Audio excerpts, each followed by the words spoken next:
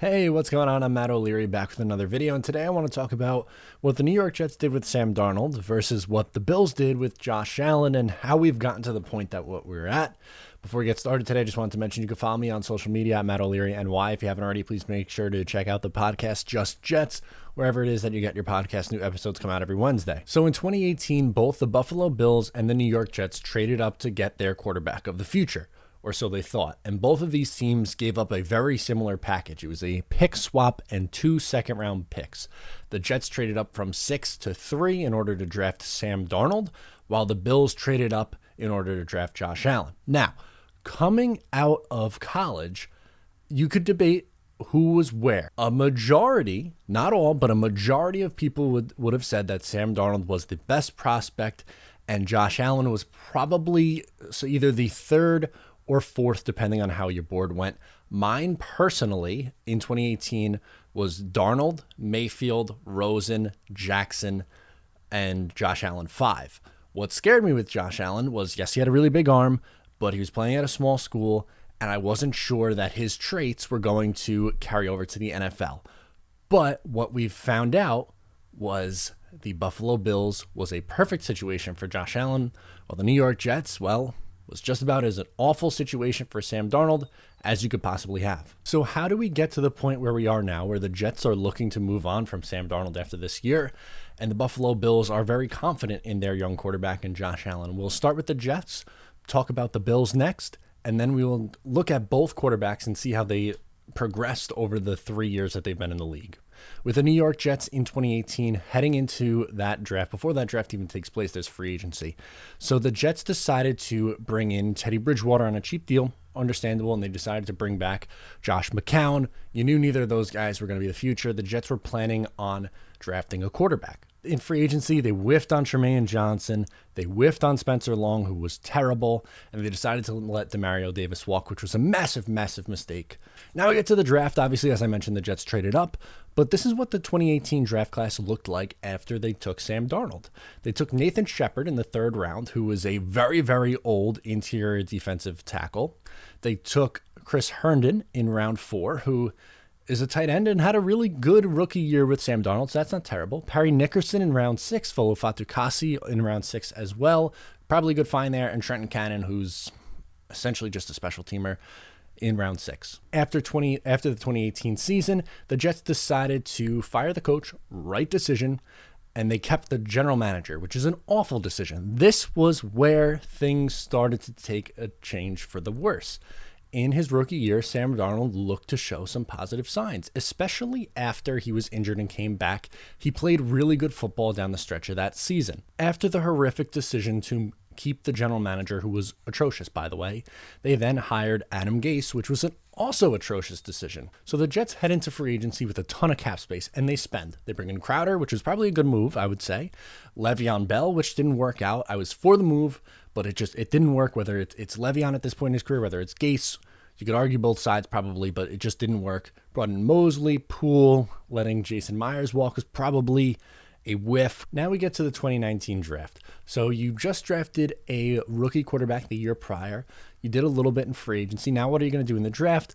Well, the only offensive picks, they only had 2 offensive picks in the entire draft, and it was a 3rd-round tackle and a blocking tight end. I don't know about you, but that doesn't scream, let's help our young quarterback. Oh, by the way, they would also, after letting Mike McCagnon spend in free agency a ton of money and have another draft class, which he is awful at drafting, they move on from him, they fire him, and they sign Joe Douglas, which I think is a smart decision. I am a Joe Douglas fan so far. He's had his ups and he's had his downs, but overall, I think that's an upgrade for sure. Sam Darnold in 2019 pretty much takes a lateral step. He was statistically a little bit better, but there was some flaws in his mechanics, started to peek its ugly head, but there were some flashes that looked really good, and the consensus was, okay, year 3, we should probably see what this kid is. Let's have him play a full season.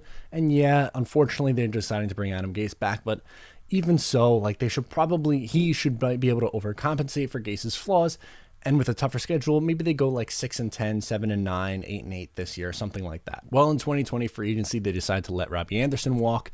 They bring in Brashad Perryman, who, let's face it, Brashad Perryman has struggled to stay on the field and had a few drops. Some nice moments as well, some big touchdowns, but A few drops in inconsistency I think is completely fair. They signed McGovern, which I think is a good move to help out your young quarterback. And in the draft, they add Becton and Mims. So, okay, that's some good stuff to help your young quarterback. But at this point, is it too little too late? Well, now the final result is a Darnold regression. Mechanics, pretty much after his rookie season, has been atrocious. He's making bad decisions with the football. He just hasn't progressed. Where, like I said, at the tail end of his 2018 rookie year, for the most part, everyone was extremely excited. And in 2019, he didn't take as far of a step forward as what I thought he would in year 2. But it was enough to say, okay, in year 3, I think this is still a player we could be excited about. And that has completely derailed. We are not even talking about, like, if the Jets somehow, like, let's say the Jets, not rooting for this, but let's say the Jets win 3 or 4 down the stretch. Even if that happens and you're not picking first overall, you still have to take a quarterback because of how badly Sam Darnold has played and how badly that he's been broken. Again, a lot of it has to do with the circumstance and the position he was put in, but in terms of development as a player, he hasn't done that either. On the flip side, let's look at Buffalo. They have done a lot of things right since drafting Josh Allen. In 2018, in free agency, they brought in Chris Ivory, Kyle Williams, Russell Bodine, Trent Murphy. And in 2018 draft, they didn't add too much else, but they started to lay the foundation. Wasn't a great year in 2018 for them.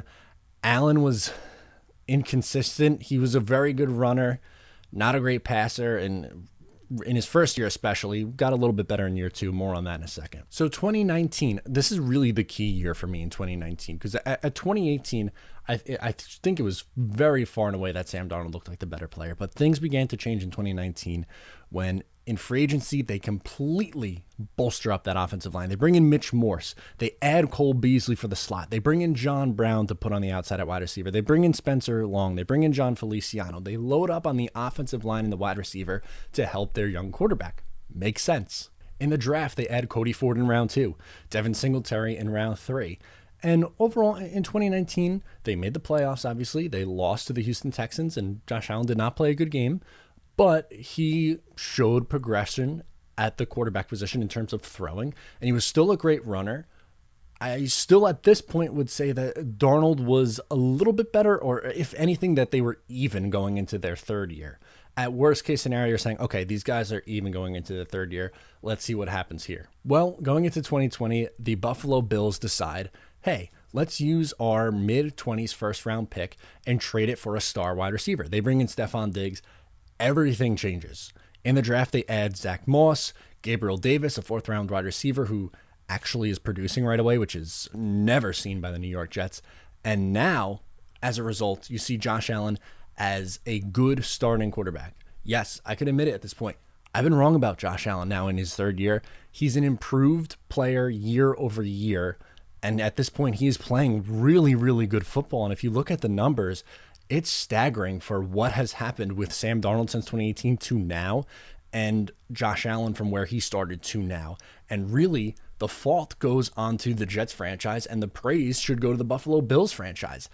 One did everything you're supposed to with a young quarterback. The other did everything you're not supposed to. So let's look at the numbers. First, we'll start with passing yards. How many times did they have over 250 passing yards in a season? In Darnold's rookie year, he did that 4 times. Allen did not do that a single time in his rookie year. Then in 2019, Darnold did it 5 times, missing 3 games, by the way. In a full 16-game season for Josh Allen, he did it 4 times. And at this point, he never threw for a 300-yard season. In year 3, we see a drastic difference. Darnold has not thrown for over 250 yards in a single game this year, while Josh Allen has done it 9 times. 9. That's an incredible difference. Look at that graph. It's insane. It's literally off the charts. Now let's do passing touchdowns. In his rookie year, Sam Darnold, 17 in 13 games. Josh Allen had 10.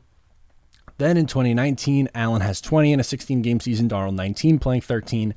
And now look at this difference. 28 passing touchdowns to 5 in year 3.